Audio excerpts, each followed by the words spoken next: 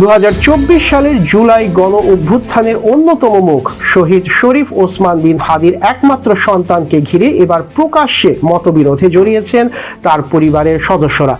যুক্তরাজ্যের বার্মিংহামে বাংলাদেশের সহকারী হাই কমিশনের দ্বিতীয় সচিব পদে নিয়োগপ্রাপ্ত শহীদ হাদির বড় ভাই শরীফ ওমর বিন হাদি সামাজিক যোগাযোগ মাধ্যমে দেয়া এক পোস্টে ভাইয়ের সন্তানকে নিজের সঙ্গে যুক্তরাজ্যে নিয়ে যাওয়ার ইচ্ছে পোষণ করেছেন।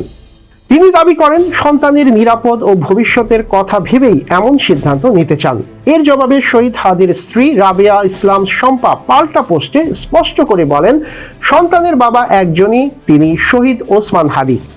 এই পারিবারিক মতবিরোধ ইতোমধ্যে সামাজিক যোগাযোগ মাধ্যমে ব্যাপক আলোচনার জন্ম দিয়েছে। অনেকে বিষয়টি পারিবারিক ও আইনি প্রক্রিয়ার মাধ্যমে সমাধানের আহ্বান জানিয়েছেন। উল্লেখ্য, অন্তর্বর্তী সরকার 3 বছরের জন্য চুক্তিভিত্তিকভাবে ওমর বিন হাদিকে ওই পদে নিয়োগ দিয়েছে।